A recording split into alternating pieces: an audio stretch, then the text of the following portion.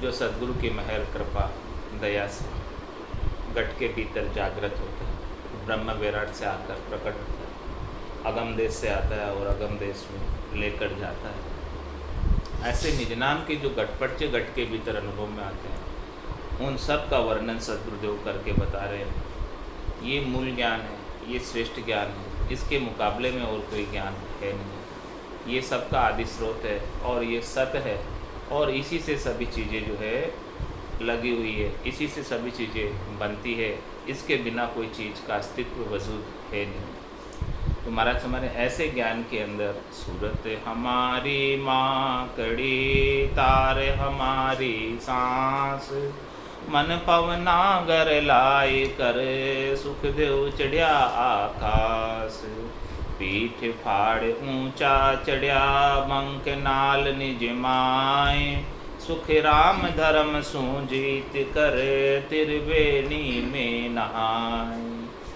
इस प्रकार से निज नाम के माध्यम से पूरब के 6 कमलों का छेदन किया और बंकनाल से उलटकर पीठ फाड़ ऊंचा चढ़े, गीगन मंडल में मेरुदंड के ऊपर 21 स्वर्ग के गांठों का छेदन करते हुए गीगन मंडल में बंकनाल के अंदर चढ़ते हुए गीगन मंडल की तरफ प्रस्थान कर रहे हैं। सुखराम धर्म सूचित कर इस मेरुदंड के ऊपरी भाग के ऊपर यहाँ धर्मराय का स्थान है। इस धर्मराय के स्थान को भी पार कर लिया और त्रिवेणी में जाकर इड़ा पिंगला चुचमणा के अंदर स्नान किया। वहाँ पर तीनों नदियों का संगम वहाँ त्रिकुटी में है, त्रिवेणी में है, और इस त्रिवेणी में तीनों नदियों के संगम का स्नान का आनंद निज नाम के साथ आनंद की अनुभूति साधक ने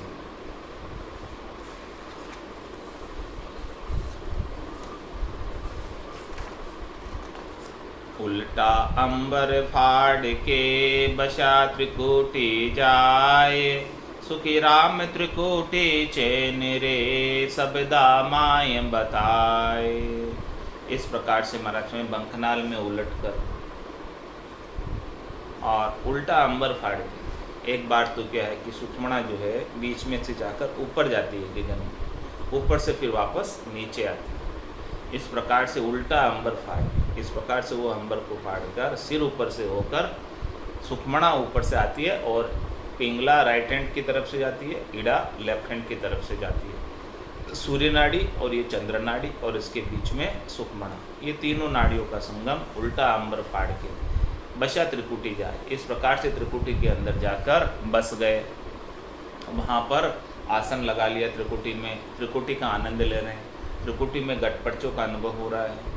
सुखराम त्रिकुटी चैन रे शब्दा माय बताए। ऐसे त्रिकुटी में जैसे आनंद की अनुभूति होती है, उन सब आनंद का अनुभव सद्गुरुदेव ने शब्दों के अंदर बयान किया है, बताया है। मन पवना आकाश लग सुरत सबद गर एक, सुखी राम त्रिकुटी पहुँचिया दह छिन मातर देख। कैसा अनुभव होता है त्रिकुटी में जब सुख आने लगता है, लील विलास आनंद आने लगता है, शब्द के गटपटचे अनुभव में आने लगते हैं। तो मन पवना आकाश लग सुरत सबद गर एक, मन पवन और आकाश और सूरत और शब्द सब एक घर में हो गए। सब जो है अब मन भी बाहर नहीं भटकता है। आकाश लग मन लगा हुआ है, यानी गगन मंडल तक मन लगा हुआ है, और श्वासों के अंदर भी आनंद की अनुभूति हो रही है। श्वास उश्वास के अंदर साथ साथ भजन हो रहा, और निज नाम का अलग से गगन मंडल में ध्वन्यात्मक शब्द का अनुभव हो। मन पवना आकाश लग सुरत शब्द गर एक। इस प्रकार से सुरता भी शब्द के साथ लगी हुई है, मन भी शब्द के साथ लगा हुआ है, और पवना भी यानी श्वासें भी शब्द के साथ लगी हुई है। इन सब का एकीकरण हो गया, मन का, पवनों का, सुरता का, और इन सब का शब्द के साथ एक में एक हो गई है। सब शब्द का आनंद ले रहे हैं। सुरता शब्द के ध्वन्यात्मक शब्द को सुन रही है, और मन श्वासों के साथ लगा हुआ है। ये दोनों ही काम साथ साथ चल रहे हैं। तो मन पवना आकाश लग सुरत शब्द गर एक, सुखी राम त्रिकुटी पहुँचिया। इस प्रकार से जब त्रिकुटी में पहुँच जाते हैं, सूरत के साथ शब्द के साथ त्रिकुटी के अंदर पहुँच जाते हैं, तो सुखराम त्रिकुटी पहुँचिया देह छिन्न मातर देख। जो देह है वो छिन्न मात्र हो जाती है, यानी सूक्ष्म हो जाती है देह। देह का अध्यास छूट जाता है, देह की आसक्ति छूट जाती है, शरीर संसार इंद्रियों वस्तुओं से सुख प्राप्ति की इच्छा समाप्त हो जाती है। देह छिन्न मात्र का मतलब क्या कि जो है इससे सुख प्राप्ति की इच्छा का समाप्त हो जाना।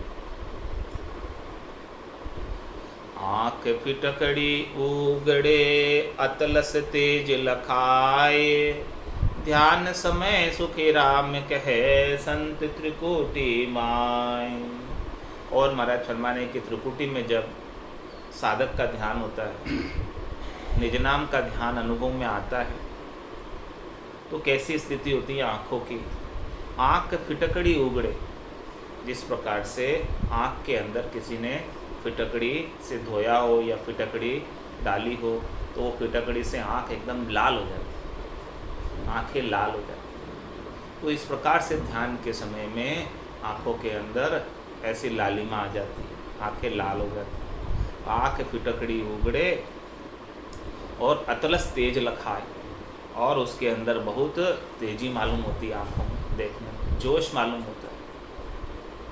जिस प्रकार से सूरवीर के नैना में रकत उतर आए, उस प्रकार से महाराज फरमाने की शूरवीरता के साथ भजन करते तो आँखें लाल हो जाती है और बड़ी तेजी होती है आँखों के अंदर।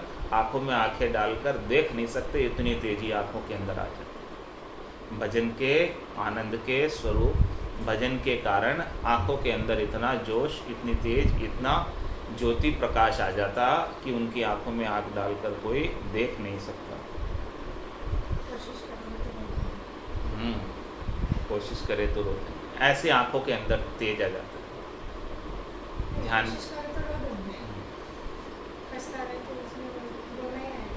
सुख राम लगे जब ध्यान रे, नैन उल्टा थाए, तीनों रास्ता एक होए, 10वें द्वार लखाए। और महाराज फरमाने के इस प्रकार से जब ध्यान लग जाता है, निरखते निरखते इन सब गटपड़चों, त्रिकुटी के भीतर के गटपड़चों को निरखते निरखते सुखराम लगे जब ध्यान रे, तब जो है ध्यान लग जाता तो नैन उल्टा था, नैन जो है पलट जाते हैं। नैन कैसे पलट जाते हैं कि जो बाहर के दर्शन कर रहा था, शब्द रूप रस गंध स्पर्श के, उन सब बाहर के दर्शनों को छोड़कर भीतर के दर्शन करने में लगे। बहिर्मुखता समाप्त होकर अंतर्मुखी हो जाता, क्योंकि भीतर में ही ऐसे आनंद स्वरूप के सारे गटपड़चे हो रहे हैं, भीतर में ही ऐसा अनुभव आ रहा है, भीतर में ही ऐसा आनंद आ रहा है, तो फिर ये भीतर के नैन खुल जाते हैं, बाहर के नैन बंद होते हैं। ये जन्म चक्षु तो ध्यान के समय बंद हो जाते हैं, और भीतर के सूरज चक्षु, ज्ञान चक्षु, दिव्य चक्षु, ब्रह्म चक्षु, ये सब भीतर के चक्षु खुल जाते हैं। इस प्रकार से उलट जाते हैं। सुख राम लगे जब ध्यान रे, नैन उल्टा थाए, तीनों रास्ता एक होए, 10वें द्वार लखाए। अब तो 10वां द्वार सूझने लगता है, भीतर के नैनों से सूझता है। या नैना नहीं देखिया अजब अनुपम चैन, सुखराम सूरत सु देख कर अब भाकतु बैन।